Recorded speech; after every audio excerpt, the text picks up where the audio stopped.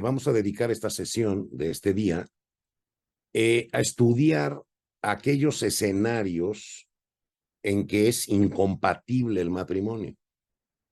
Ya vimos, digamos, la parte de antropología. Ya vimos una historia de tantas, ya vimos cómo es que el amor conyugal se convierte en matrimonio y cómo el amor conyugal antecede al matrimonio y que el matrimonio es la respuesta a la inclinación amorosa.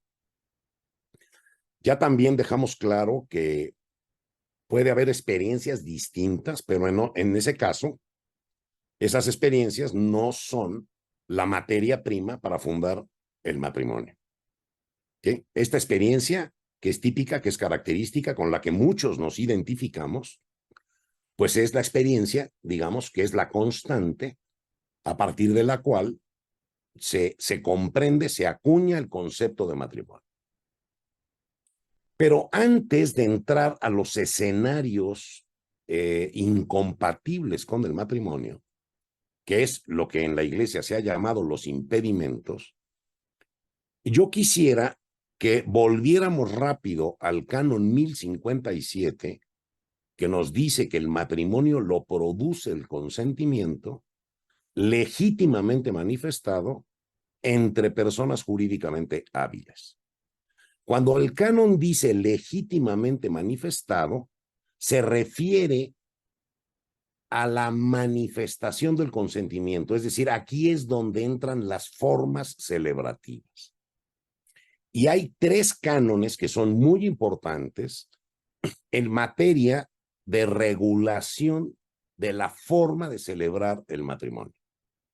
Y a esos me quiero referir rápidamente para que los entiendan y para que también entendamos el lugar que en la iglesia tienen las ceremonias, el lugar que tienen las ceremonias. El primer canon al que quiero referirme es el canon 1104. El canon 1104 lo que trata de regular es la manifestación del consentimiento. Luego viene el canon 1108 y el canon 1116 que regulan la recepción del consentimiento por parte de la iglesia. Entonces, hay dos momentos en la ceremonia. El momento en que los contrayentes exteriorizan su voluntad de conyugarse, esa voluntad que constituye el consentimiento matrimonial, pero que la exteriorizan. Y luego, al mismo tiempo, está la recepción del consentimiento por parte de un testigo en la iglesia que recibe el consentimiento y que es, digamos, el ministro de la celebración, en fin, el que haya acudido a celebrar el matrimonio de los contrayentes. ¿De acuerdo? Entonces, el primer momento en la regulación tiene que ver con la exteriorización del consentimiento. ¿Qué pide el canon 1104? Fíjese cómo son cosas muy naturales. Dice, para contraer válidamente matrimonio, es necesario que ambos contrayentes se hallen presentes en un mismo lugar. O sea, que estén ahí los dos. El canon permite contraer matrimonio a través de un apoderado, porque dice o en persona o por medio de un procurador. No nos vamos a meter al tema de la representación, pero sí quiero que tomen nota de que en un momento dado el matrimonio se puede celebrar válidamente a través de un apoderado. Es decir, que puede un cónyuge estar físicamente en otro lado, pero el matrimonio puede celebrarse con su representante. ¿De acuerdo? Y eso a veces, digo, nunca me ha tocado, yo nunca he estado en una boda en que suceda eso, pero acuérdense que el derecho de la iglesia es universal y el ámbito en donde se aplica es amplísimo, grandísimo y abarca muchas culturas. Entonces, el canon, te quieres casar y no puedes encontrarte con ella porque algo te lo está impidiendo, pues puedes nombrar un apoderado que vaya en tu lugar y exprese el consentimiento. Hay un canon que regula cómo deben darse las facultades, en fin, ya esos detalles no nos vamos a meter, pero existe esa posibilidad. Entonces, ¿qué es lo que exige el canon? Que los cónyuges o contrayentes estén presentes en el mismo lugar. Y luego, que expresen con palabras su consentimiento. O si no pueden, con signos equivalentes. Imagínate un mudo, un sordo mudo, bueno, pues tendrá que expresar su consentimiento mediante signos equivalentes que indudablemente representen la voluntad de casarse, es decir, tendrá que asentir de alguna manera, pero bueno, de algún modo, el consentimiento tiene que ser exteriorizado. ¿Y esto por qué es? Porque que yo me quiera casar contigo no puede convertir nuestra relación en matrimonio si esa voluntad que tengo de casarme contigo no la exteriorizo, no la manifiesto, no la comunico. En primer lugar a ti y en segundo lugar a la comunidad, pero en primer lugar a ti. Entonces, la voluntad de casarse tiene que ser exteriorizada. Una voluntad de casarse, por muy grande que sea, que nunca sale de la intimidad de la persona, no es eficiente, no puede causar el matrimonio. Esa voluntad de quiero casarme contigo tiene que tener un momento de exteriorización, en donde yo te digo quiero casarme contigo, aceptas casarte conmigo. Y entonces esa exteriorización, que ordinariamente es con palabras, pero que en caso de no ser posible admite signos equivalentes, esa exteriorización pues es necesaria. Y es necesario que estemos en un mismo lugar al mismo tiempo tú y yo. Excepcionalmente pudiera ser a través de un representante, porque puede haber situaciones biográficas que impidan la simultaneidad de la presencia de las personas. Entonces, bueno, la iglesia es absolutamente flexible en el sentido de, bueno, si te quieres casar y no hay manera de que estén juntos en ese momento, te facilito las cosas para que alguien acuda en tu lugar, pero con una representación debidamente instruida. ¿De acuerdo? Ahora, vámonos al modo de recibir el consentimiento. Y ahí nos vamos al canon 1108. Fíjense muy bien, porque el canon 1108 establece los requisitos en la iglesia para la validez del matrimonio desde el punto de vista de la ceremonia. El canon 1108 y el 1116. Son dos cánones. El primero, el 1108, establece lo que se conoce como la forma ordinaria, lo que ordinariamente sucede. Y el canon 1116 establece forma extraordinaria, para casos distintos, más extraños, complejos, excepcionales, pero que también son de válida celebración.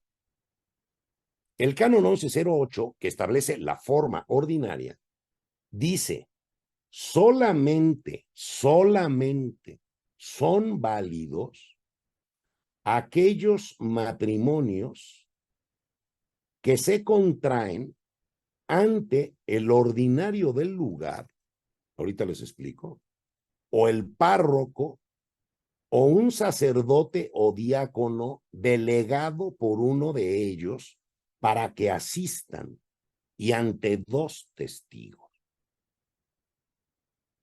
¿De acuerdo? Fíjense bien, solamente son válidos los matrimonios que se celebran ante el ordinario del lugar. El ordinario del lugar es el obispo del lugar, es también ordinario del lugar los obispos auxiliares, también son ordinario del lugar los vicarios episcopales.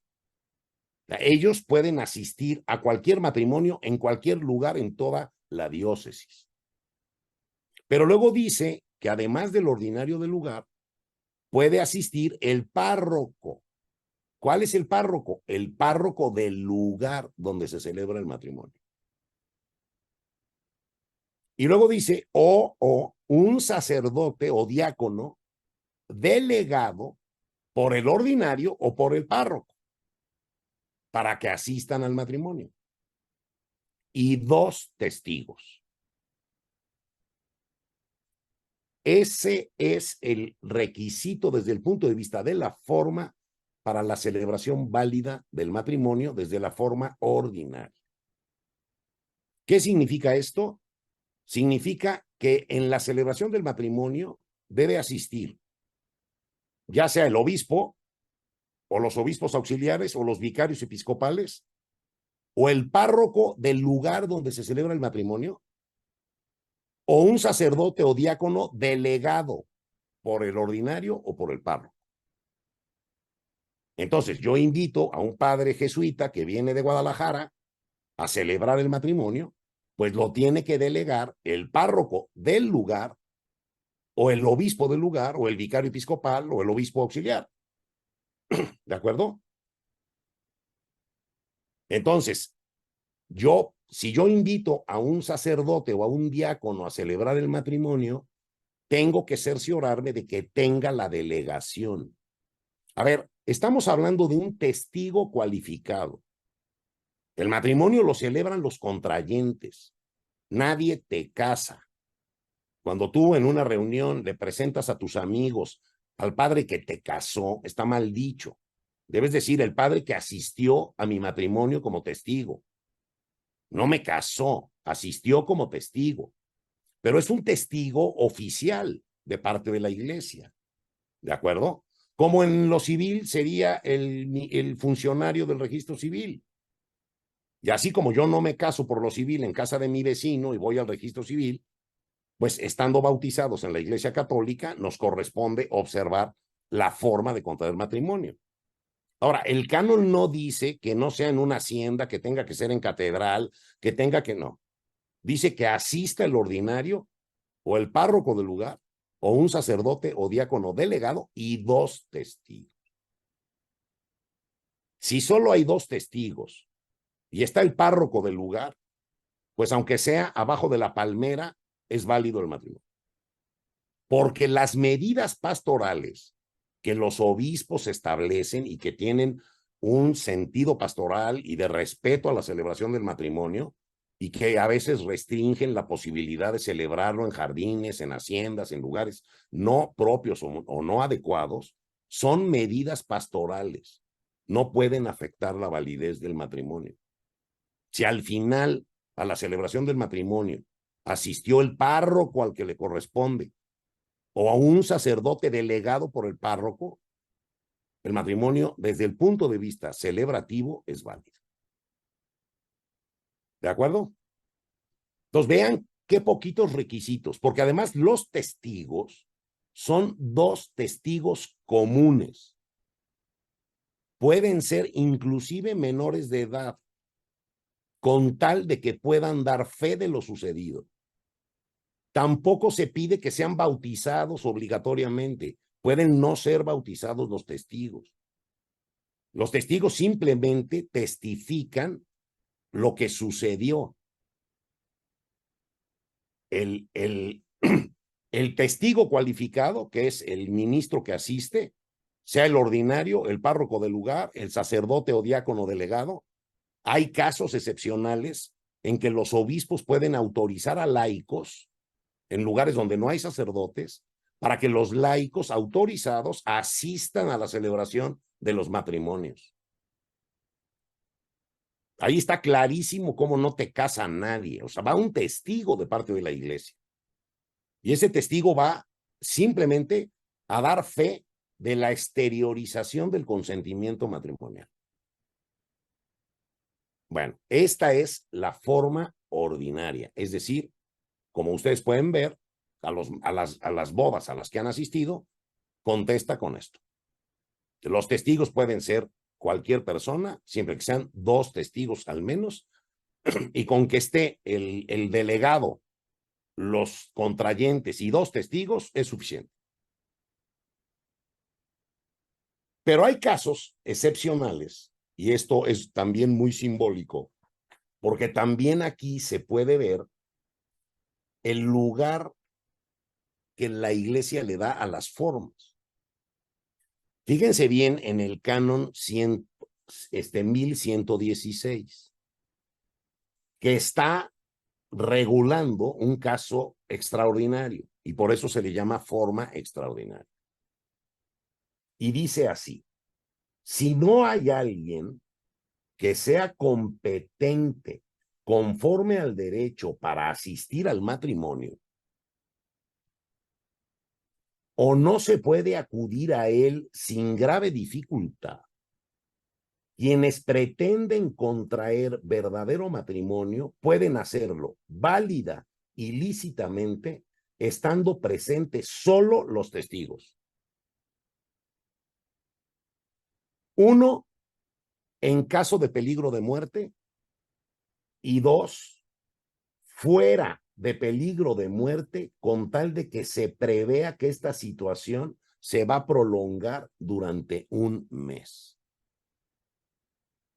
A ver, ubíquense un momento, imagínense en la selva lacandona, en donde la persona competente para asistir al matrimonio está inaccesible, porque ni el obispo, ni el párroco, ni el delegado, ni nadie puede asistir al matrimonio.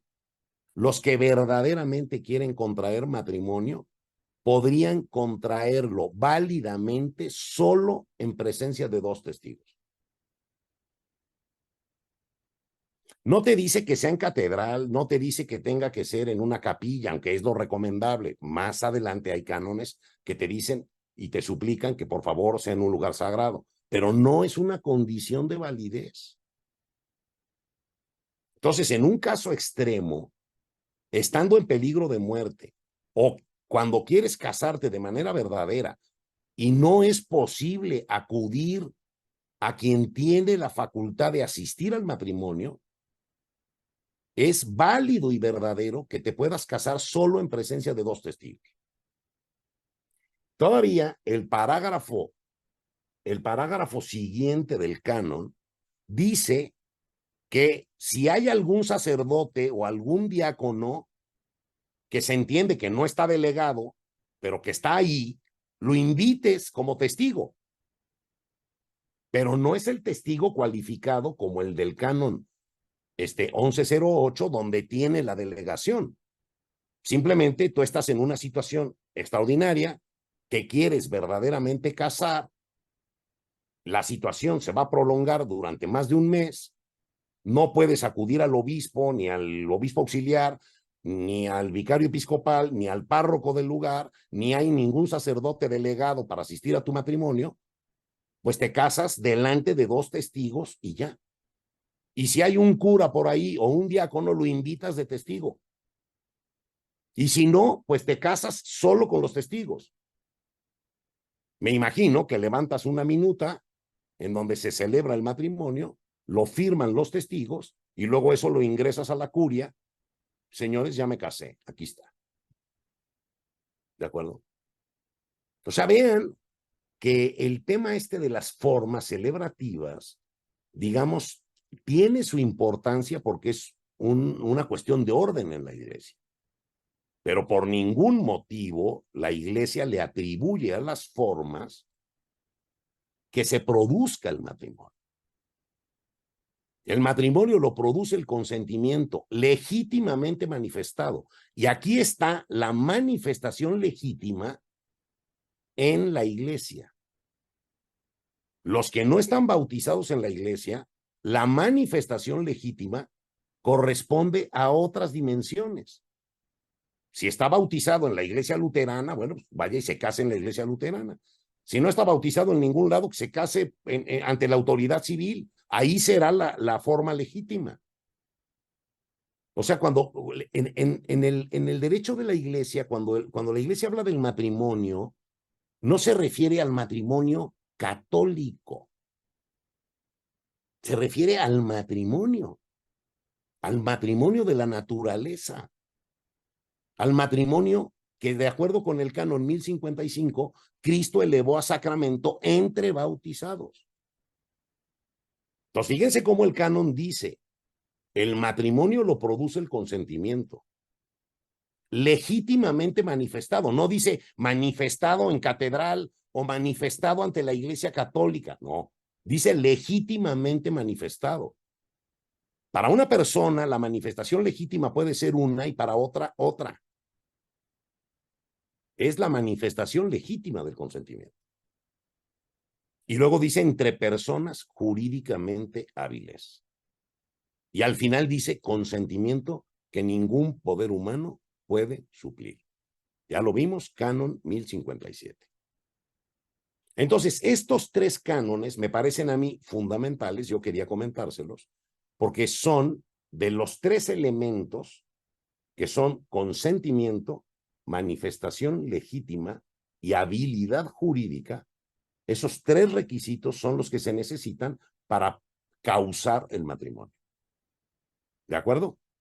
Entonces, ya vimos digamos, la manifestación legítima. El 1104 que regula la exteriorización del consentimiento y el canon 1108 y 1116 que regulan la recepción del consentimiento. En el canon 1108, la forma ordinaria, en donde está el ordinario del lugar o el párroco del lugar o el sacerdote o diácono delegado, y la forma extraordinaria del canon 1116, en donde no es posible acudir a la forma ordinaria y por lo tanto celebro el matrimonio ante dos testigos y lo celebro válidamente. ¿De acuerdo? Yo creo que esto debiera usarse más, sobre todo en comunidades lejanas, alejadas. No sé si en las misiones, algunos, ojalá haya muchos misioneros que estudien esto, porque resolverían muchos problemas en su actividad misionera, en donde a lo mejor acudir a la forma ordinaria es complicado. ¿De acuerdo? Ahora vámonos a ver el tema que les decía yo de la habilidad jurídica. El canon, otra vez, el canon 1057 nos dice el consentimiento, el matrimonio lo produce el consentimiento, pero dice entre personas jurídicamente hábiles. ¿En qué casos una persona está inhabilitada para el matrimonio?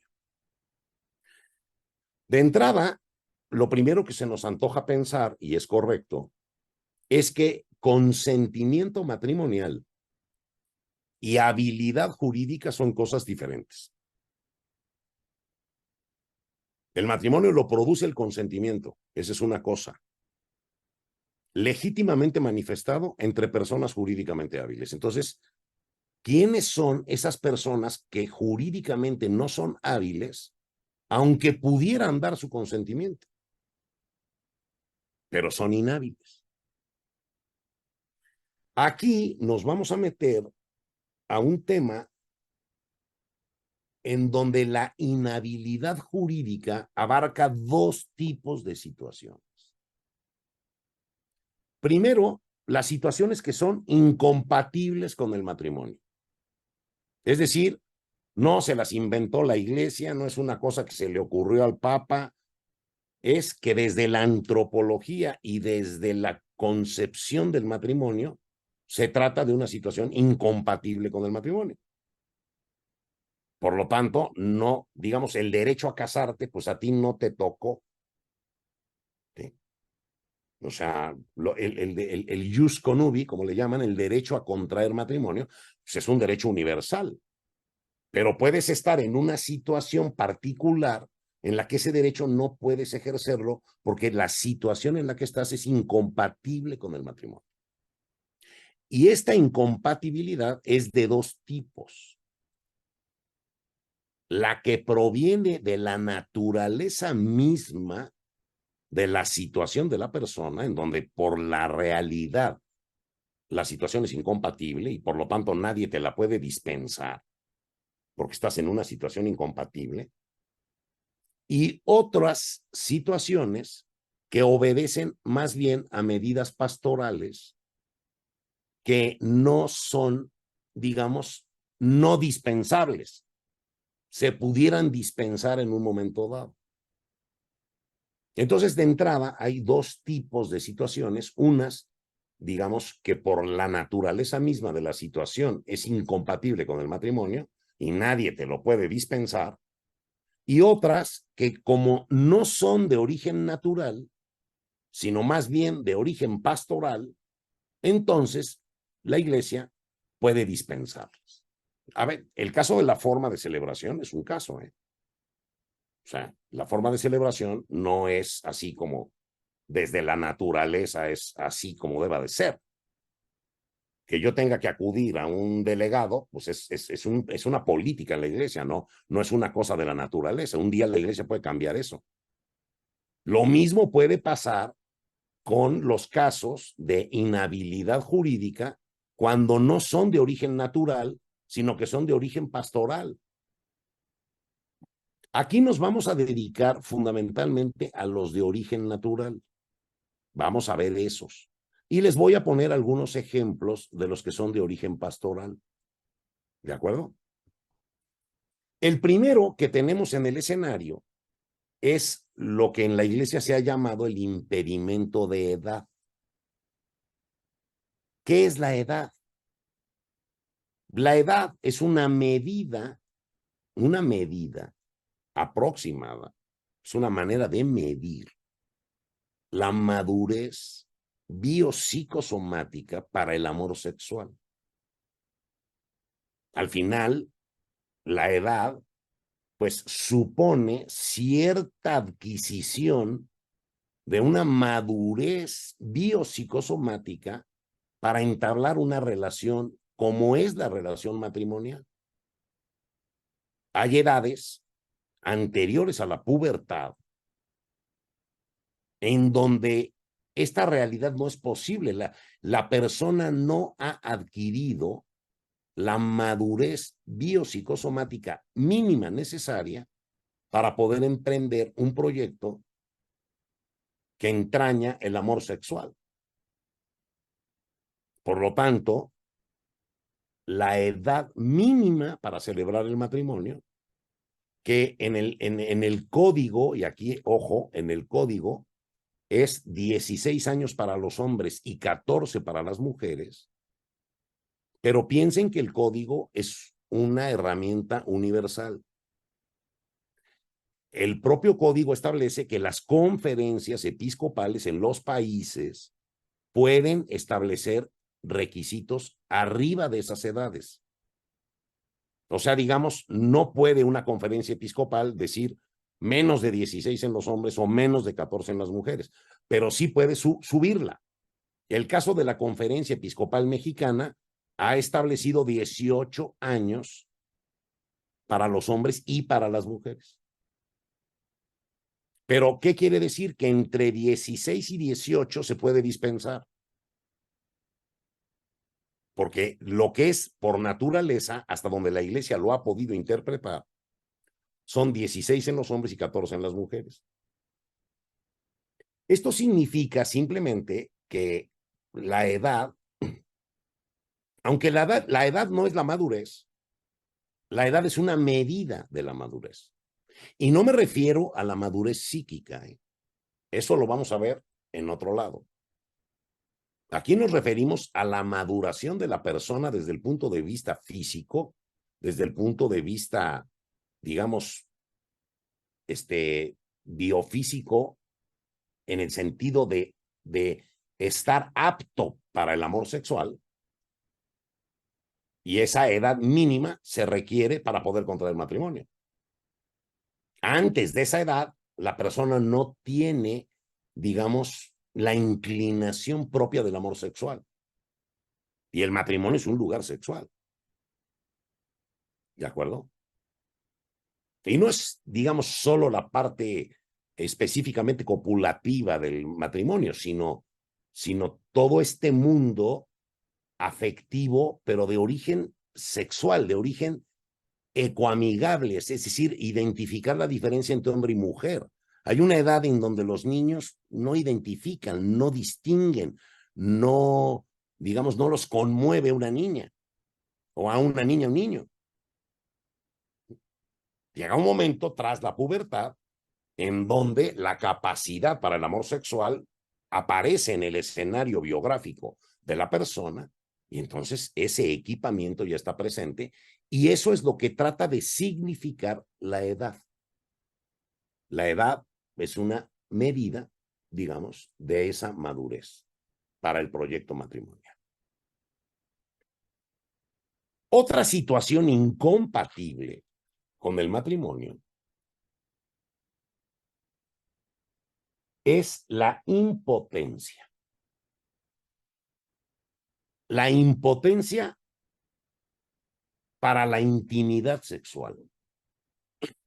Una impotencia que puede ser masculina, que puede ser femenina, que puede ser absoluta o que puede ser relativa. Fíjense cómo dice el canon 1084. Dice, la impotencia antecedente, claro, antecedente al matrimonio, y perpetua, que significa incurable, incurable por medios ordinarios, no quiere decir que tengas que acudir al gurú que se ubica del otro lado del mundo, sino que sea incurable, digamos, razonablemente, tanto por parte del hombre como de la mujer, ya sea absoluta o ya relativa, impide el matrimonio por su propia naturaleza. Hoy a lo mejor muchos te dirían, oye, pues, que se case con su impotente, pues, ¿qué tiene que ver? Y eso es porque se ha perdido a veces la dimensión íntima y sexual del matrimonio. Si el matrimonio fuera un convenio de convivencia, un pacto de roomies, que no tuviera nada que ver con la sexualidad, como si fuera un arrendamiento en el que yo no tengo por qué acostarme con la inquilina, porque pues nada tiene que ver la sexualidad con el arrendamiento. Imagínate que no tuviera nada que ver la sexualidad con el matrimonio. Pues entonces sí, puedes casarte con tu amiga, con tu pastor alemán o con tu abuelita, que no hay problema, porque el tema aquí es que el matrimonio entraña la intimidad. Y la intimidad no solo por la parte, digamos, de la fecundidad, porque el matrimonio no es un pacto de procreación, no es un convenio para tener una fábrica de niños. O sea, el matrimonio entraña el don y la acogida de lo que somos, y en eso la intimidad sexual está implicada. Y quien no tiene esa capacidad, porque la naturaleza no se la dio o una situación se la quitó, esa persona está en una condición incompatible con el matrimonio. Entonces, la impotencia puede ser masculina o puede ser femenina. La femenina es desde el punto de vista de la recepción y la masculina tiene que ver con la capacidad para tener erección, penetración y eyaculación dentro de la vagina. Y la femenina es la capacidad de poder recibir, digamos, esa dinámica.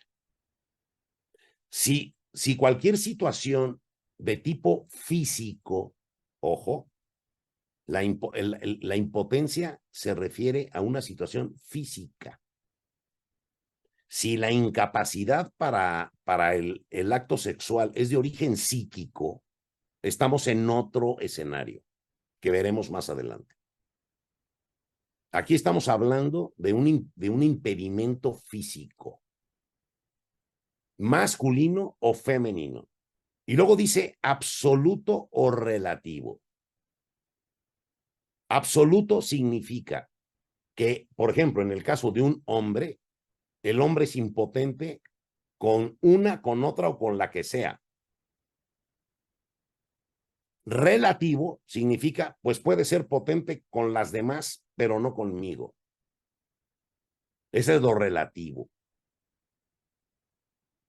Porque al final, lo importante es, desde el punto de vista del personalismo, que ha adquirido desde Juan Pablo II un papel muy protagónico en la Iglesia, y el personalismo significa una antropología enfocada en la persona.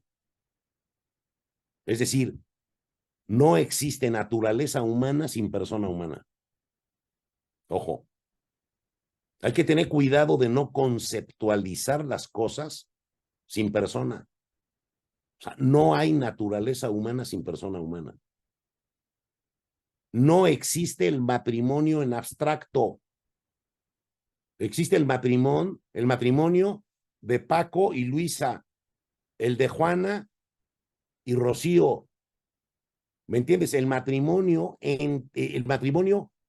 no existe como concepto. Podemos conceptualizarlo, pero en la realidad existen los matrimonios de verdad concretos. No existen conceptos andando por ahí en el mundo. Y ese enfoque personalista fue impulsado muy fuerte por el Papa Juan Pablo II y ayudó mucho al pensamiento de la Iglesia y a la nueva codificación de este código de 1982 que justo promulgó Juan Pablo II. Entonces hay que tener cuidado de no construir un concepto de matrimonio sin cónyuges o de construir un concepto de persona sin persona. Entonces, cuando estamos hablando aquí de un escenario de impotencia, lo importante al final es la impotencia en este caso, en este en particular. Da igual si este cuate puede con muchas, pero con su mujer no. ¿De acuerdo? Hay que ir al caso, digamos, al caso particular y desde luego al análisis concreto de las circunstancias. Digamos que ese caso de la impotencia, pues es un caso, digamos, importante, porque, y además importante distinguir la impotencia de origen físico que la impotencia de origen psíquico. Porque la impotencia de origen psíquico no, digamos, no se debe a un problema físico. La persona, digamos, si vas con un médico, la estudia y dice usted no tiene absolutamente nada. Pues sí, eso cree usted. Ahora que te estudie un psiquiatra y te va a decir, no, hombre, usted trae un broncón, pero súper atorado en su vida, y eso es distinto, porque la impotencia de origen psíquico se encuentra localizada dentro del análisis del consentimiento matrimonial, al que todavía no llegamos. ¿Sí? Estamos viendo los casos de inhabilidad jurídica, ¿no? Luego tenemos otro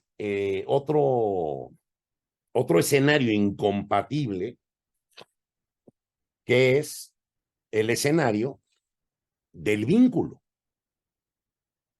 Es decir, a ver,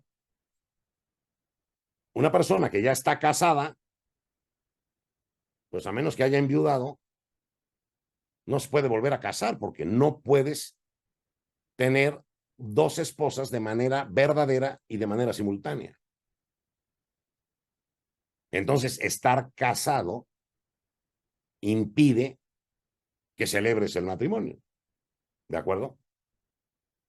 Me parece que ese es muy obvio en el pensamiento de la Iglesia. Una persona que está casada, pues independientemente del estado en que esté su situación, la persona está casada, su esposo o su esposa pues están en algún lado. Su historia de amor está caminando y está en el estado en el que está. Y por eso el que está casado no se puede casar otra vez. La única manera de casarse otra vez es que el matrimonio termine. Y el matrimonio termina cuando termina lo que unimos, y como lo que unimos somos nosotros, pues dura lo que duramos nosotros. Ya lo hemos explicado, digamos, ese concepto para entenderlo. Independientemente de la práctica, porque en la práctica, bueno, pues los matrimonios que fracasan, pues vuelven a intentar otras relaciones, y yo no, digamos, no somos nadie para, como dice el Papa Francisco, a la vida de los demás siempre entra de rodillas. A la vida de los demás hay que entrar de rodillas, porque no sabes lo que ha pasado, lo que han vivido, en fin. Pero bueno, desde un punto de vista estricto, habría que cuestionarse la validez del matrimonio anterior, porque también, en una entrevista apenas que hicieron al Papa Francisco, pues el Papa Francisco decía, oigan, hay muchos matrimonios que no son válidos. O sea, muchos fracasos matrimoniales debieran pasar por la ventanilla de los tribunales para que se estudien y en su caso se declaren inexistentes y las personas se vean liberadas de esa situación y puedan emprender su vida sin ningún problema, porque cuando un matrimonio es nulo, es un matrimonio que no existió. Te relacionaste, sí, pero no de manera matrimonial. Si el matrimonio es nulo, hombre, cásate cuando quieras y de verdad, cásate de verdad. Yo no dudo, no lo dudo, que muchísimos matrimonios que han fracasado, que no se han tomado la molestia de acudir al tribunal de la iglesia a tratar de regularizar su situación y han vuelto a contraer matrimonio, esas segundas vueltas son verdaderas y en cambio las primeras tal vez fueron falsas. Pero, a ver, eso no lo sabemos. Eso no lo sabemos. Y tampoco somos nadie para juzgar. Dios sabe más. Siempre Dios sabe más. Pero bueno, a la humana, pues tenemos que tener nuestros procedimientos humanos para tratar de esclarecer las cosas y para poderle dar, digamos, a los fieles, hay que darles una respuesta a la iglesia. Y por eso la iglesia tiene tribunales para, al servicio del público, digamos. Los fieles cristianos pueden acudir, inclusive hasta los no bautizados, pueden acudir al tribunal de la iglesia para resolver la validez de un matrimonio. A mí me ha tocado, en el caso del Tribunal Eclesiástico de la Ciudad de México, matrimonios a lo mejor en donde una pareja de judíos que ni están bautizados someten al criterio del tribunal la veracidad de su matrimonio. Porque no se trata del matrimonio católico, se trata del matrimonio que Cristo elevó a sacramento entre bautizados. ¿De acuerdo? Luego quisiera referirme también a la situación del parentesco. El parentesco es también un escenario que impide el matrimonio por su misma naturaleza. Entre más próximo es el parentesco, más la naturaleza impide el matrimonio. Por ejemplo, el matrimonio entre un padre y su hija, entre un abuelo y su nieta, entre dos hermanos, todo el tabú del incesto que forma parte de la historia de la humanidad.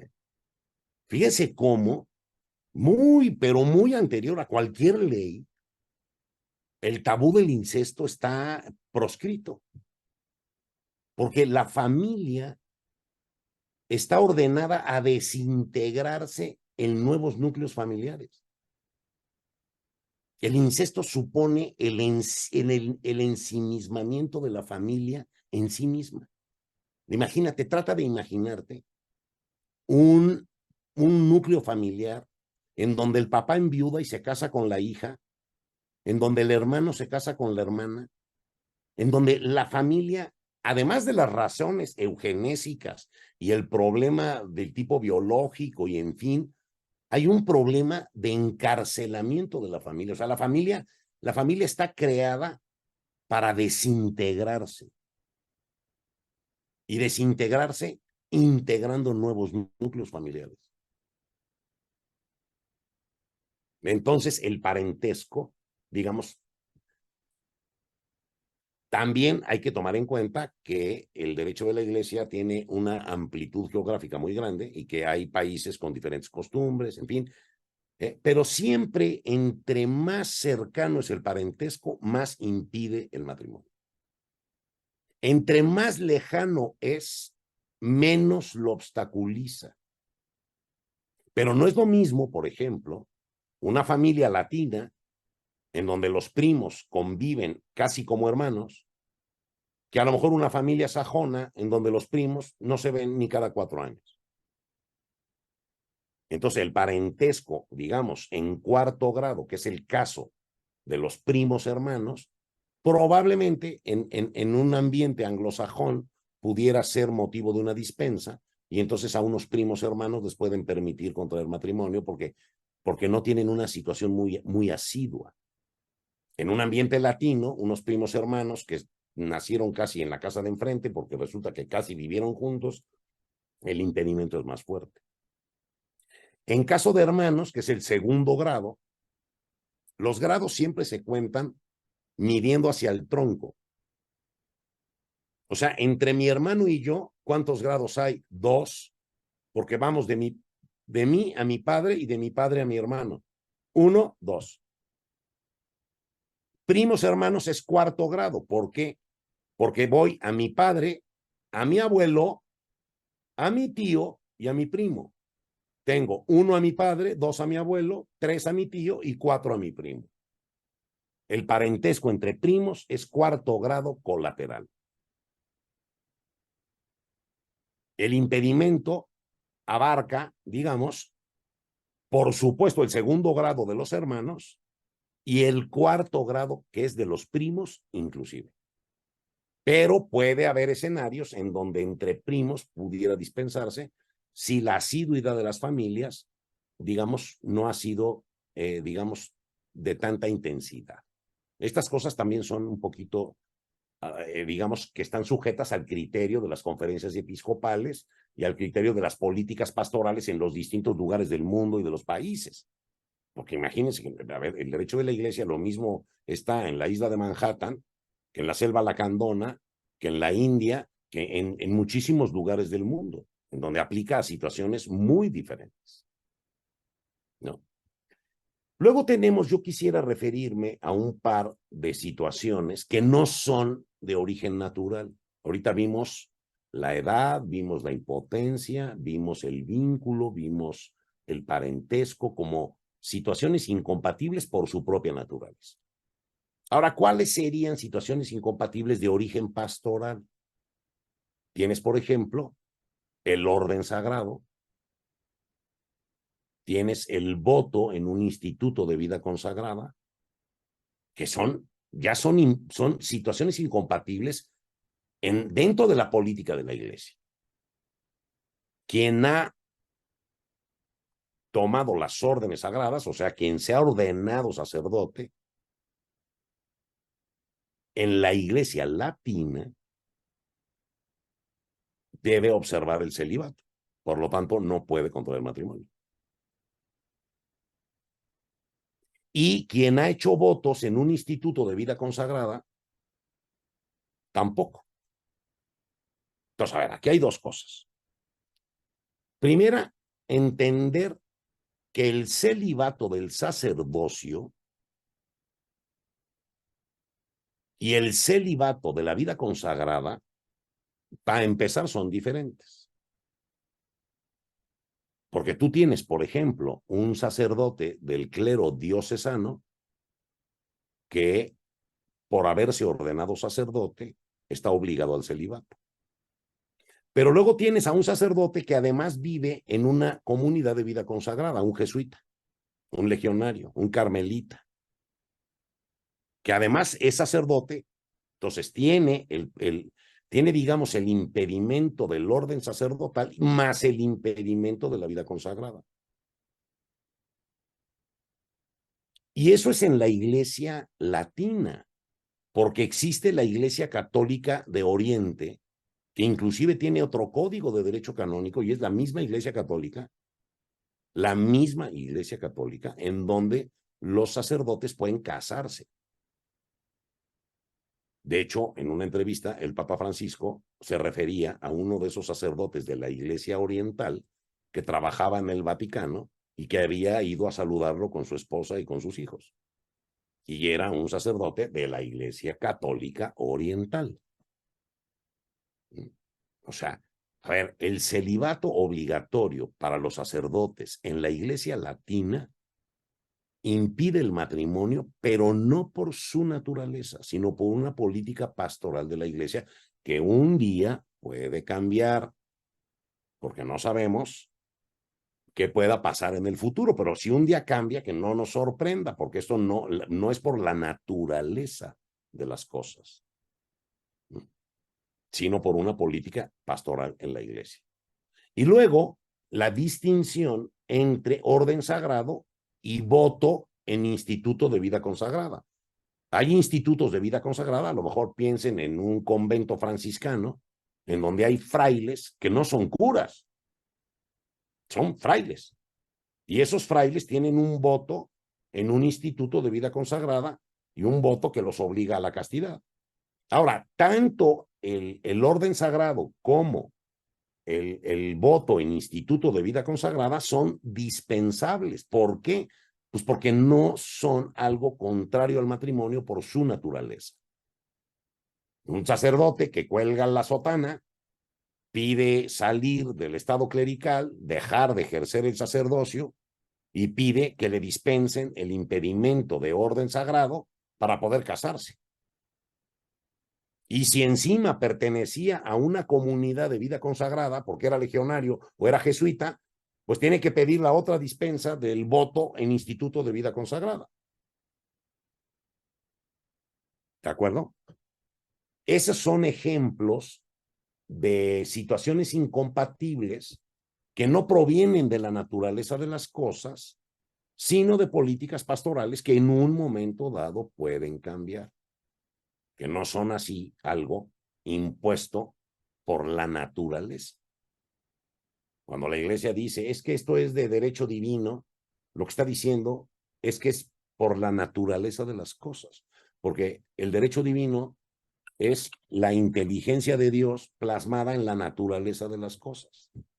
Por ejemplo, el caso de la impotencia, que hoy al derecho civil ya no le importa.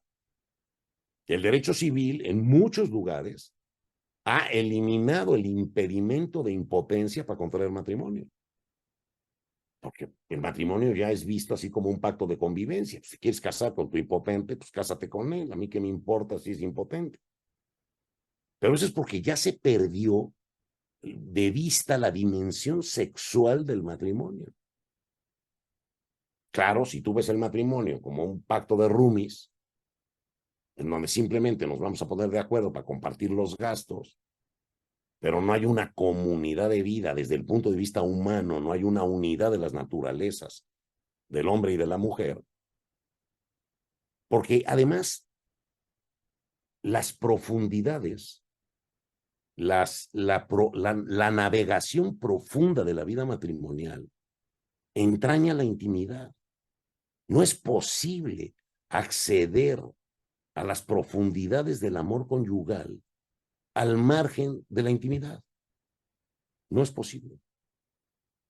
O sea, el matrimonio no es un pacto de convivencia entre dos que simplemente comparten gastos, roles, servicios, sino que hay una comunidad de vida de naturaleza humana en donde la entrega de la persona es la entrega de la persona, pero de la persona como es, de la persona como es.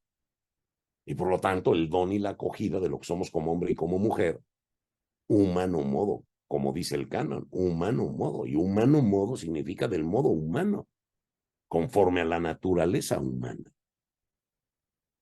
Entonces, la impotencia impide esa situación y obstaculiza, digamos, que se instaure una dinámica que pueda profundizar. Ahora, hay una cosa también es importante y yo quisiera también resaltarla, que es, hay un canon que establece una cosa que se llama in favorem matrimoni, es decir, el favor del matrimonio. Todo matrimonio celebrado se presume válido. Todo matrimonio celebrado se presume válido. O sea, cuando tú dices la invalidez del matrimonio, perdón, pero a ver, vinieron, se casaron, de entrada se presume válido. O sea, el matrimonio goza del favor del derecho. Lo primero que el derecho hace es decir, eso que se celebró es válido. Ahora, que no es válido, dime por qué. ¿Qué fue lo que pasó? Porque muchas veces decimos, oye, ¿qué pasa con el matrimonio de dos personas mayores que a lo mejor ya sus potencialidades para la intimidad están muy decaídas? Ciertamente celebran su matrimonio, se casan y a lo mejor les va muy bien los 4 o 5 años que la vida les dejó la oportunidad de convivir. Y, a ver, tampoco es que esté mal, tampoco es que esté mal. Pero desde el punto de vista de la historia matrimonial, La intimidad es un ingrediente fundamental. O sea, ¿cómo te puedes sentir tú cuando te casas y resulta que la intimidad es físicamente imposible? Físicamente imposible. Hay otros casos en que es psíquicamente imposible, pero bueno, ahorita estamos en el físicamente imposible. Imagínate que te casas, te vas de luna de miel y pues no pasa nada, y regresas y no pasa nada, y pasa un año y no pasa nada. Y no pasa nada porque hay ahí una piedra del pípila que impide, por una cuestión física, el caso de la impotencia, por una situación psíquica, otro caso distinto, pero también previsto, cuando no pasa nada, pues aquello acaba deshilachándose. Porque de entrada el matrimonio no es un pacto de convivencia. Incluye la convivencia, sí, pero como resultado de la unidad. Que debamos estar juntos, sí, porque nos unimos. No es lo mismo hacer un pacto con un amigo. Yo me fui a estudiar a México 5 años, hice mi carrera en la Ciudad de México, los 5 años monté un departamento con un amigo de Colima, que es mi gran amigo y lo quiero muchísimo, pero era un pacto de compartir el piso, compartir los gastos, ser amigos y se acabó. Acabamos la carrera y él se fue a Colima y yo me vine a Puebla y chan chan. Eso es un pacto, digamos, de roomies, de convivencia. El matrimonio no es eso. El matrimonio implica una intimidad de las personas y una unidad de las naturalezas que exige esa capacidad para la intimidad. Y repito, no es la potencia sexual, no la exige el matrimonio por la fecundidad o por la reproducción, porque el matrimonio no es un pacto de procreación. No hacemos un pacto para tener hijos, no.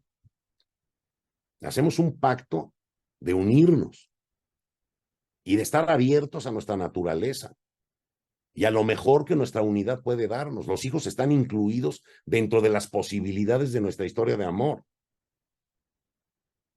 Quien se uniera solo para usar el vientre de la mujer como fábrica de niños y quisiera a su esposa para parir hijos y no para esposa, lo estaría contrayendo inválidamente y también está previsto. A ver, o sea, el matrimonio no es una fábrica de niños. Es un pacto de amor que incluye lo mejor que nuestro amor puede darnos y que son los niños, desde luego. Pero fíjense que hay que tener muy bien ubicadas las cosas para no desnaturalizar, digamos, lo que es el matrimonio. Bueno, ya estamos en el tiempo de preguntas y respuestas. Ya yo tenía mucho interés en que viéramos el tema de las formas celebrativas, ya lo vimos, quedó claro, espero que sí. Y el tema de esta situación que en la iglesia se llaman impedimentos. ¿Hay unos que no se pueden dispensar? No, porque son por la propia naturaleza, no son invento de nadie. Hay otros que inventó la iglesia, eso sí, y que son medidas pastorales y en un momento dado se pueden dispensar porque no son situaciones que derivan de la naturaleza misma de las cosas. ¿De acuerdo? Vamos a la sesión de preguntas y ojalá pueda respondérselas.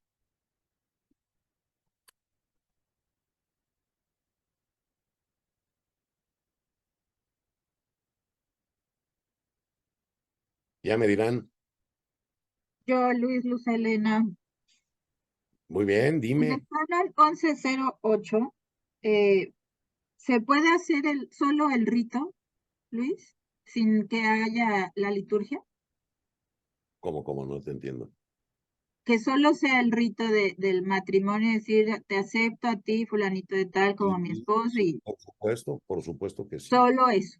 Sí, claro, porque a ver, la liturgia se la merece el matrimonio porque el matrimonio es un sacramento. O sea, la liturgia no es para que sea sacramento, sino porque es sacramento. Fíjate la diferencia. O sea, como el matrimonio es un sacramento, se merece una liturgia. Y si se puede, la celebración eucarística también, que es otro sacramento. Pero eso es porque el matrimonio es sacramento, no para que sea, sino porque es. Como el matrimonio es un sacramento, se merece la liturgia. Como el matrimonio es sacramento, se merece un lugar digno y no una playa entre gentes en bikini. Y por eso los obispos restringen ese tipo de celebraciones, porque dicen, oye, esto no es digno del matrimonio. Por favor, celebren el matrimonio en un lugar digno, en un lugar sagrado. Vean ustedes cuando van a una boda en la iglesia, cómo la iglesia trata de cuidar la dignidad de la celebración del matrimonio. Y cómo en otros ámbitos acaba en un choteo fenomenal, justo porque se está perdiendo, digamos, la relevancia de la dignidad que le corresponde al matrimonio. La iglesia, como es sacramento el matrimonio, lo cuida, lo procura, trata de que se celebre en un lugar digno y no en cualquier lado. ¿De acuerdo? Entonces, la liturgia es muy recomendable, pero no es una condición de validez. ¿Ya viste la validez? A ver, que los contrayentes estén en el mismo lugar, que digan en palabras de presente su consentimiento, que esté el testigo cualificado, el obispo o el ordinario del lugar, o el párroco del lugar, o el sacerdote o diácono delegado. Y si estás en un caso extraordinario, pues inclusive solo 2 testigos. No dice que tenga que haber liturgias, no. O sea, esas son situaciones recomendables porque el matrimonio es un sacramento, por eso se merece la liturgia, pero no para que sea, sino porque es. Si el matrimonio al final se celebra válidamente y los cónyuges son bautizados, el matrimonio es sacramento. Aunque se haya celebrado en la selva lacandona solo entre 2 testigos, porque no había la posibilidad de acudir al párroco, ni al diácono autorizado, ni al sacerdote delegado, ni al obispo del lugar, ese matrimonio celebrado solo ante 2 testigos entre bautizados es sacramento y es verdadero matrimonio. Ya se lo harás saber a la curia, para que tomen nota.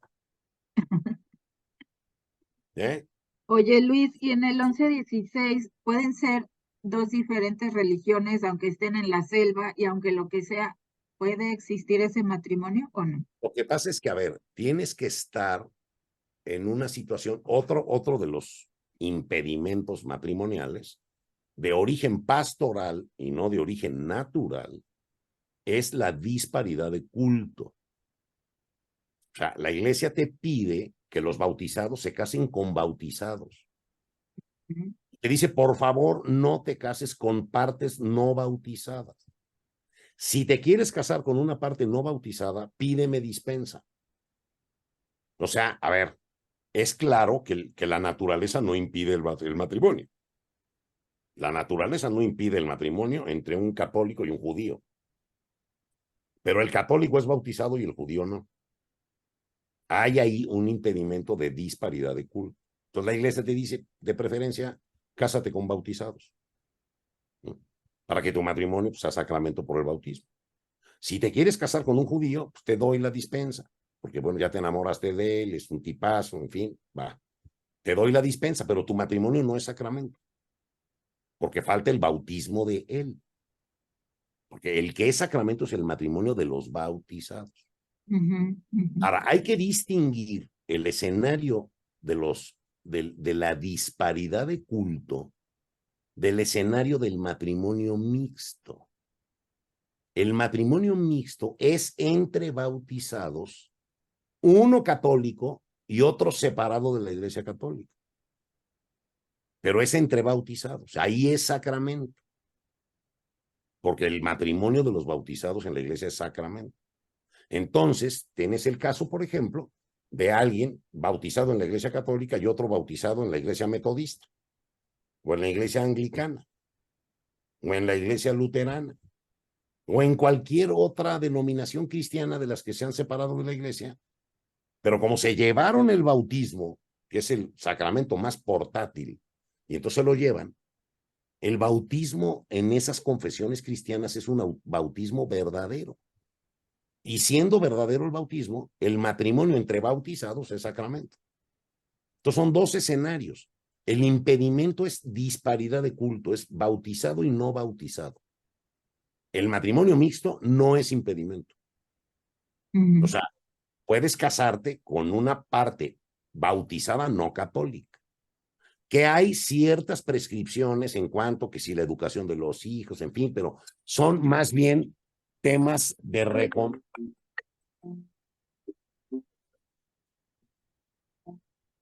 son temas más bien de recomendaciones pastorales, pero que no afectan la validez del matrimonio. ¿De acuerdo? O sea, no hay un impedimento de casarte con un bautizado, no católico, pero bautizado. Y O si sea, la no hay iglesia quien quiere... dispense, ¿Mande? si no hay quien dispense el matrimonio en la selva, en la donde sea, ¿qué se hace? Si no hay quien dispense el matrimonio, digamos, entre un bautizado y un no bautizado, Ajá. mira, no sabría decirte exactamente qué hacer ahí, pero sí te puedo decir que la dispensa la pudieran obtener después.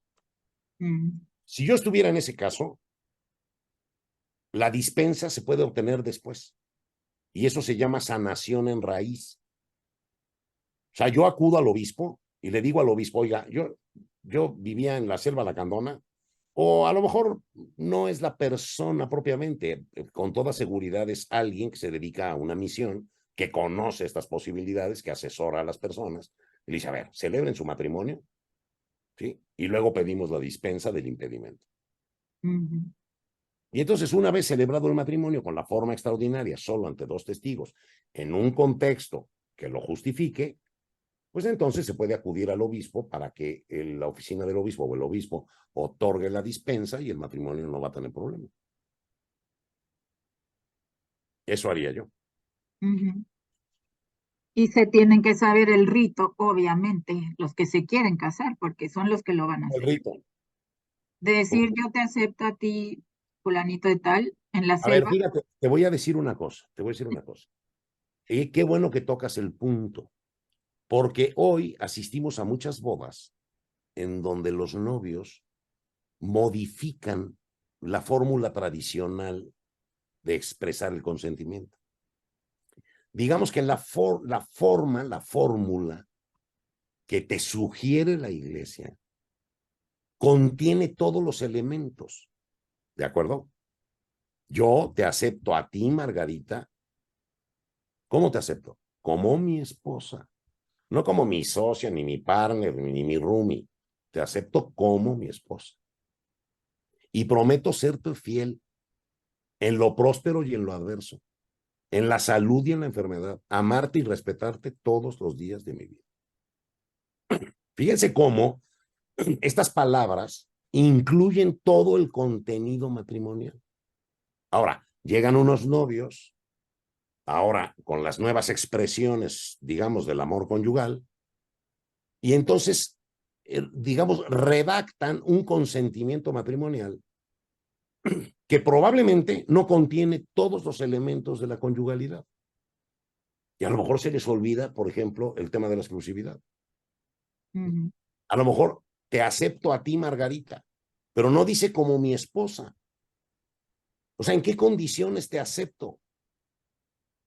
O sea, a ver, yo estoy de acuerdo en la creatividad de los novios de diseñar lo que quieran decirse, pero deben entender que tienen que aceptar, si quieren casarse, porque si quieren otra cosa, pues que hagan otra cosa, pero si quieren casarse, necesitan incluir todo lo que el matrimonio es y supone.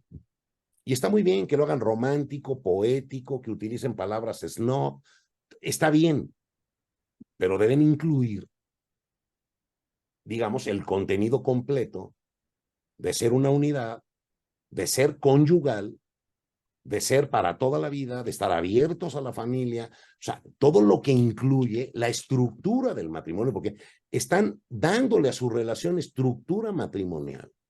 Y de esa estructura va a depender lo demás. Oye, ¿ya viste el video de nuestra boda?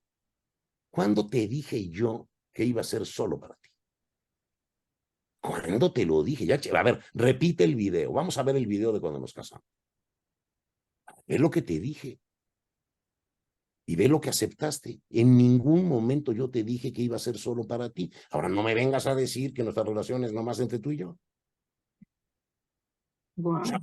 ¿incluiste o no incluiste la exclusividad en nuestra relación? Por eso es importante que, a ver, lo digan como quieran. Pero luego la iglesia se preocupa de que esas fórmulas nuevas que inventan, que está bien, pero que incluyan todo el paquete.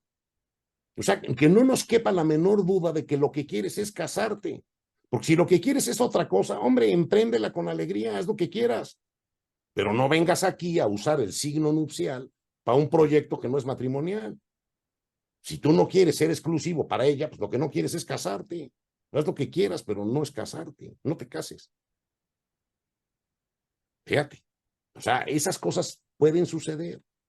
Y por eso es recomendable que sí les, digamos, sean creativos, me parece inteligente, bonito, padre, pero que no dejen de incluir el contenido completo. ¿De acuerdo? Sí, gracias, Luis. Muy bien. ¿Alguna otra preguntita que haya por ahí? Veo a Lourdes levantando la mano. Ya hasta se me olvidó. Buenas noches, maestro. Hola, Lourdes.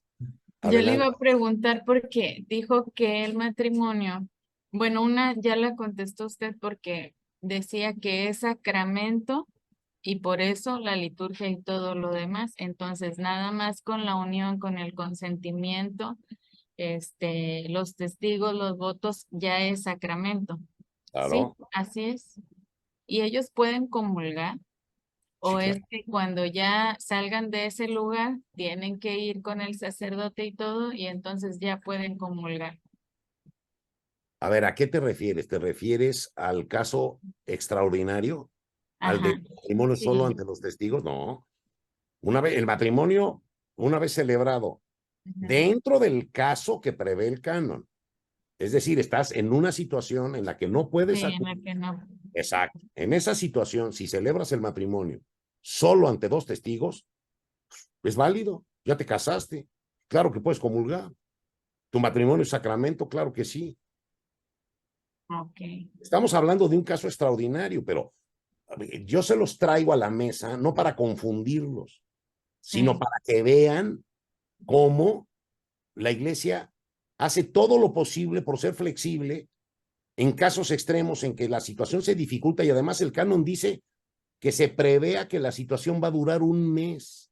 sí. Y si ya te pide un año, te dice, oye, si estás en una situación en la que no puedes acudir al que tiene facultades para asistir al matrimonio y la situación va a durar más de un mes, puedes optar por esta forma. Sí.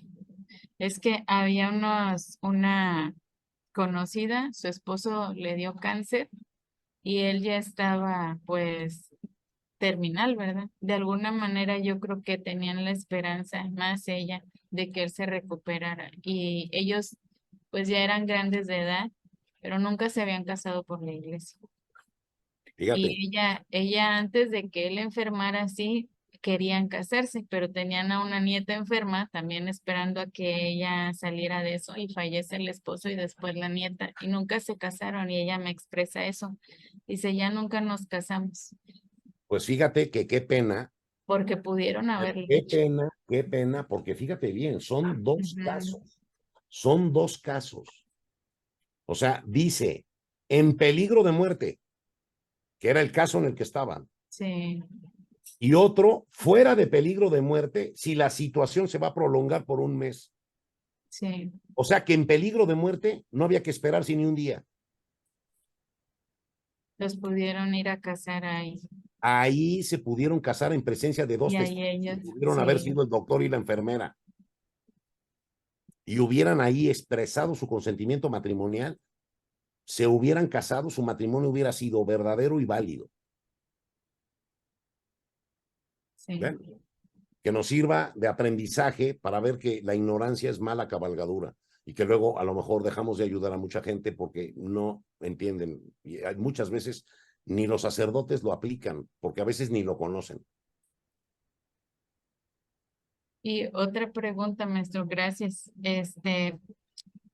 decía que nada más con que fueran 2 testigos, también para los requisitos de la iglesia, y que podrían ser menores de edad, pero yo me acuerdo que cuando nos casamos nos pidieron que hubiera 2 personas que estuvieran casados por la iglesia y de hecho ellos firmaron el acta. O sea, te pidieron que los testigos Ajá, fueran adultos, fueran casados. A ver, casados por la iglesia. está bien. Es que acuérdate que vienen las medidas pastorales.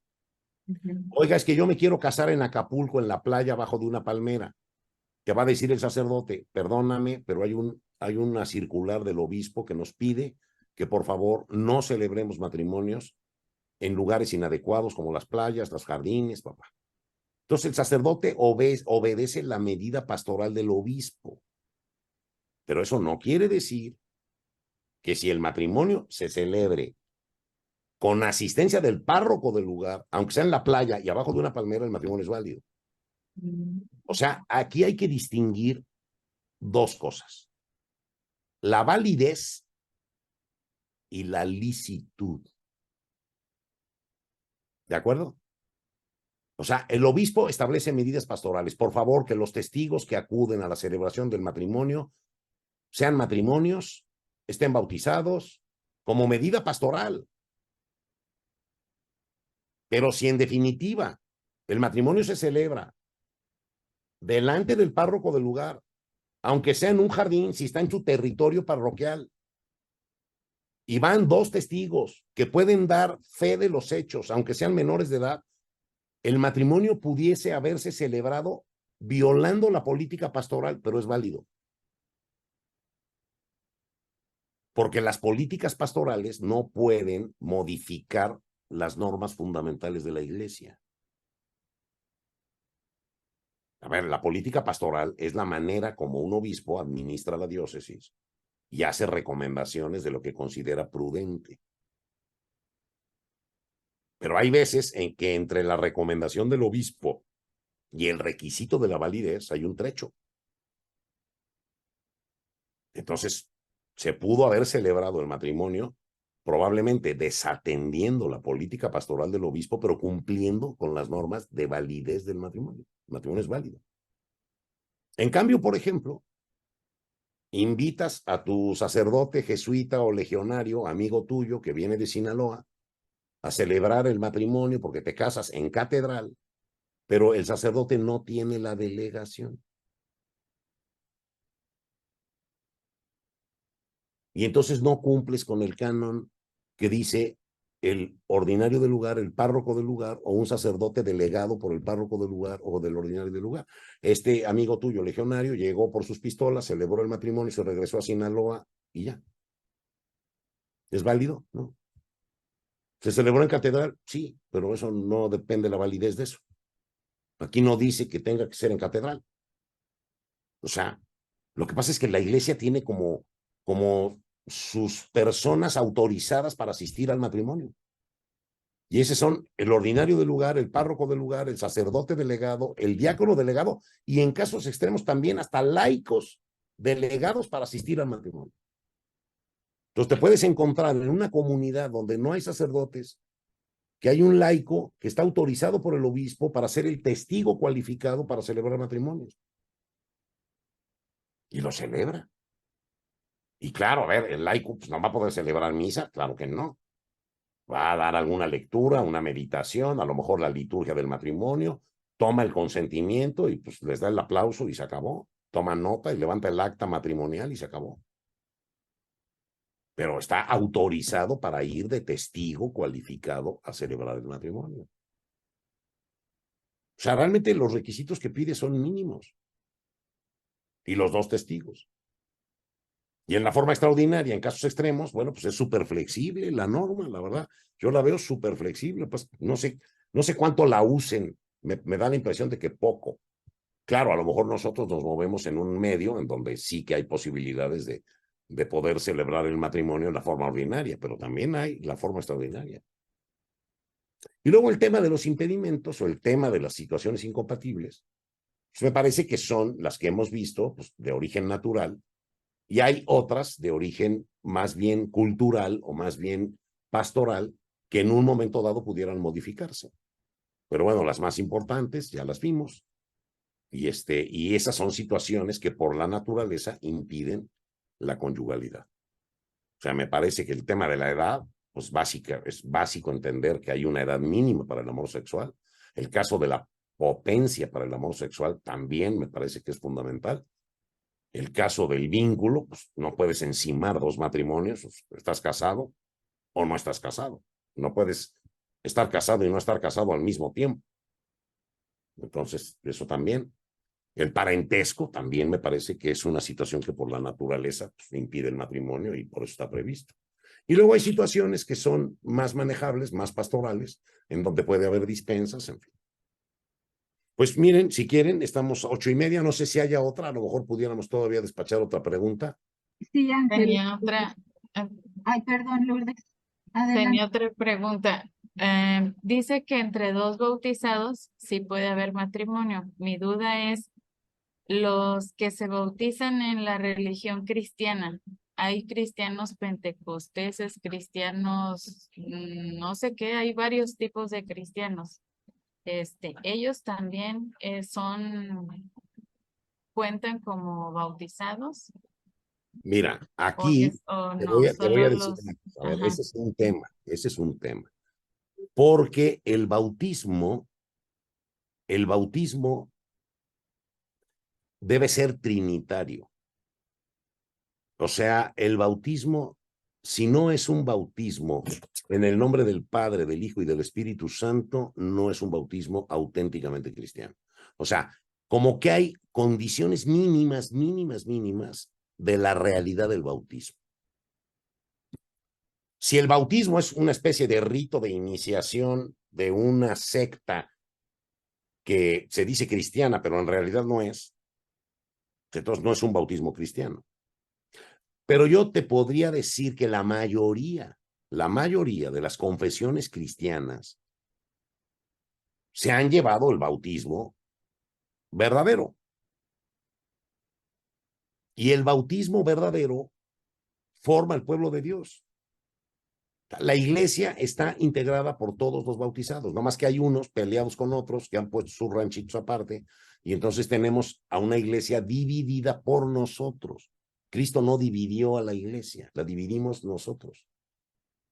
Es como tu familia, tienes 6 hijos. De los 6, 3 viven contigo y 3 no. Una porque se fue con el novio y no te volvió a pelar. El otro se enojó con la familia, agarró lo que pudo y se largó. Bueno, así le ha pasado a la iglesia. Oye, es que no me gusta el Papa Bonifacio II, agarro mis chivas y me voy. Y entonces hacen un cisma, fraccionan a la iglesia, se van por la libre, se llevan lo que pueden, y como el bautismo es muy portátil, porque si se ponen a estudiar en el Tratado General de Sacramentos, estudian el sacramento del bautismo, van a ver que el bautismo es súper flexible, porque cualquiera puede bautizar, hasta un no bautizado puede bautizar. Porque el bautismo no es algo que tú das, es algo que Dios, es algo que Cristo te comunica. Pero lo tienes que recibir de alguien. Y ese alguien puede inclusive no estar bautizado. Estudien el Tratado General de Sacramentos, estudien el sacramento del bautismo y van a ver. Es una maravilla el bautismo. Pero el bautismo es súper portátil. Entonces, sí. una comunidad que se enoja en la Iglesia Católica se separa y hace su comunidad cristiana independiente, pero se lleva el bautismo, pues es parte de la familia. Es como la hija esa que se fue con el novio y no te volvió a pelar, pero es tu hija. Y ahí está, y es parte de la familia. Y tiene la sangre de la familia. Y el apellido de la familia. Que no estamos en comunidad es distinto a que no seamos la misma familia. Somos la misma familia dividida. Y por eso el matrimonio entre bautizados, aunque estemos divididos, es sacramento. Ahora, el matrimonio tiene que celebrarse mediante la manifestación legítima, que es cada quien da el modo que le aplica. Y el que está bautizado en la iglesia metodista, pues tendrá unas normas y la iglesia católica otras. Pues tendrá que conciliarse. Pero por eso la forma de celebrar el matrimonio es dispensable también.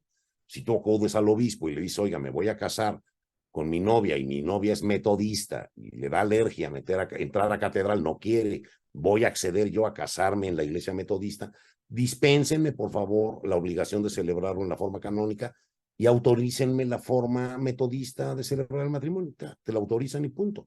Vas, te casas en la iglesia metodista, tu matrimonio es verdadero, es sacramento y todo. ¿Tienes problema?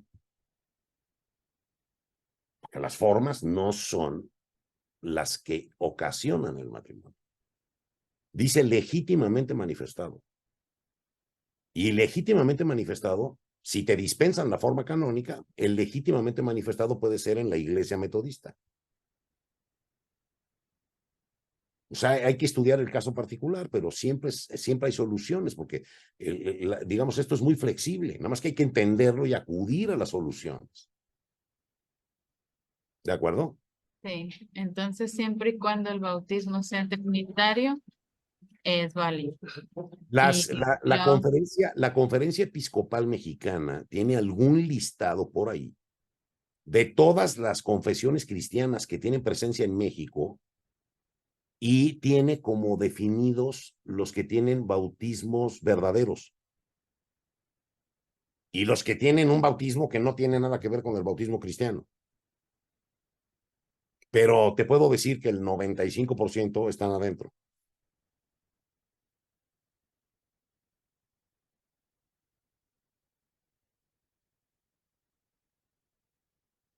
maestro, la última. Dime. En esta le comento porque aquí, bueno, al menos aquí en donde yo vivo, en Reynosa, hay muchos cristianos. Entonces, y creo que el bautismo que reciben no es trinitario, porque de hecho una amiga que va a esa iglesia me dijo, nos juntamos un grupito de 4, pero ellas son cristianas. Y me dice, Lulu, fui a bautizar a mis hijos al rancho. Y le digo, ¿ya te cambiaste? Me dijo, no, pero voy a bautizar a mis hijos. Y pues a mí se me hizo un poquito extraño, ¿verdad? Pero bueno, ella lo hizo, ella se casó por la iglesia católica, después se cambió a la iglesia cristiana. Ah, pero mis otras 2 compañeras, amigas, están casadas en la iglesia cristiana. Pero entonces, si no, su bautismo no fue así, trinitario, Pero ¿por qué no es trinitario? ¿Por qué dices que no es trinitario? o porque creo que ellos no creen en el Espíritu Santo. Ah, bueno, ahí puede haber un elemento fundamental. O sea, Ah, a ver, ajá. el bautismo es súper flexible, ¿eh? O sea, ella pudo haber bautizado a sus hijos legítimamente. El bautismo, el ministro del bautismo, léanse el sacramento del bautismo y es increíble la manera como la iglesia puede multiplicarse, porque la iglesia puede bautizar de 1000 maneras, pero siempre trinitario. Eso sí, cuando el bautismo no es cristiano, pues entonces, a ver, el bautismo que había antes de Jesús no era cristiano. El bautismo de San Juan Bautista, pues no era bautismo cristiano. El bautismo cristiano es de Cristo para acá, no antes. Entonces, el bautismo cristiano es en nombre del Padre, del Hijo y del Espíritu Santo, o sea, es trinitario. Y casi todas las confesiones cristianas tienen un bautismo trinitario, pero bueno, los que tengan un bautismo no trinitario, pues no es cristiano. Es un rito de iniciación, a lo mejor en alguna secta o en alguna confesión, que a lo mejor siguen a Jesús y todo, pero no comulgan de la Trinidad del Padre, el Hijo y el Espíritu Santo, que es esencial, digamos, en la concepción cristiana. ¿Y ese matrimonio entonces no es válido como sacramento? No, puede ser válido, pero no sacramento, si no Ajá. hay bautismo verdadero de las dos partes. O sea, el que es sacramento es el bautismo el matrimonio de los bautizados. Si en uno de los dos no hay bautismo, puede haber matrimonio, pero no es sacramento. ¿De acuerdo? Sí, gracias. Sí. Muy bien. Ángeles, ¿quieres preguntarle algo al profesor que lo vi aquí leído? Mil gracias. Ojalá mi internet se escuche, no sé. A ver, dime, ahí te Sí, oigo. ok. A ver, profesor, me refiero, por ejemplo, al caso que mencionaba conmigo, o sea, para ser más puntual, del tema y entonces me caso en la iglesia metodista cuando yo finalmente, o sea, soy bautizada. Ajá. O sea, el tema de la gracia, por ejemplo, o sea, del sacramento como tal, o sea, no hay o sea, como menos gracia, por así decirlo, por la falta de disposición. Híjole, te oigo muy mal. Te oí muy mal. Es que se ve que Profesor, se ve que tu internet está un poquito fallo. No sé si alguien escuchó bien la pregunta que me la pueda. no, pero se la leo si quiere porque aquí la escribió ella en el chat. Dice, Bueno, venga. dice, la gracia del sacramento es igual aun cuando se pide una dispensa, por ejemplo, en el caso que se mencionó de la iglesia metodista, es decir, me refiero a la disposición. A ver, las gracias del sacramento, que yo trataré de platicarles un poco, no soy teólogo, por lo tanto, lo mejor es que un teólogo nos platicará de eso, pero el matrimonio, cuando es sacramento, lo es a todo lo que da. O sea, no hay un sacramento del matrimonio de primera y otro de segunda. O sea, si el matrimonio es sacramento, y siendo sacramento es signo del amor de Dios, y tiene las posibilidades que tiene el sacramento. O sea, a ver, aquí lo que hay que entender es cuando no es sacramento el matrimonio, aunque sea matrimonio, ¿qué perspectiva está fuera? O sea, porque, a ver, el matrimonio que no es sacramento y el matrimonio que sí es sacramento son el mismo. Nada más que hay uno, el sacramento, que tiene una dimensión escatológica que no tiene el que no es sacramento. A ver, vámonos de nuevo al canon 1055. La alianza matrimonial por la que el hombre y la mujer constituyen un consorcio para toda la vida fue elevada por Cristo a sacramento entre bautizados. Entonces, ¿qué quiere decir? Que el matrimonio en cuanto tal es el mismo, el que es sacramento del que no es sacramento. Entonces, ¿qué cambia? Cambia la dimensión, cambia la dimensión. O sea, la sacramentalidad le da una dimensión trascendente y escatológica al matrimonio que el matrimonio natural no sacramental no tiene, siendo la misma realidad. Porque la misma realidad en un caso es sacramento y en el otro no. ¿De acuerdo? Entonces, cuando tú tienes la dispensa para celebrar el matrimonio en la iglesia metodista, si son bautizados los dos, como son, su matrimonio es válido y es sacramento, pues es igual de sacramento que cualquier otro igual de sacramento. No hay un matrimonio y sacramento de primera y un sacramento de segunda. Tiene las mismas posibilidades que el matrimonio sacramental. O sea, la diferencia entre el matrimonio natural y el matrimonio sacramental está en el bautismo y en lo que el bautismo significa y en las posibilidades que nos da. Ahí está la diferencia. Un matrimonio entre dos judíos que no son bautizados es un matrimonio de origen natural, nada más que la dimensión cristiana del bautismo no la tiene. O sea, es un matrimonio, sí, tiene todas las características iguales. Es una unidad para toda la vida, para fundar una familia, morir igual, todo eso es igual, porque esas características son del matrimonio, no del sacramento. Son del matrimonio. Ahora, ¿qué añade el sacramento? Añade una dimensión. Añade unas posibilidades que si las entendemos son increíblemente bellas. Pero eso es un añadido a la naturaleza. O sea, es la dinámica divina en la naturaleza humana. ¿Qué nos da el bautismo? Nosotros somos naturaleza humana. En el momento en que nosotros nos bautizamos, añadimos una posibilidad de un dinamismo divino en nuestra naturaleza humana. Pues eso le pasa al matrimonio, igualito. Imagínate que estuviera bautizado el matrimonio. Tiene una dimensión trascendente. Bueno, vamos a pararle porque ya van a dar 8:45 y ya muchos querrán tomarse un whisky y irse a dormir. Nos vemos el próximo miércoles. Gracias por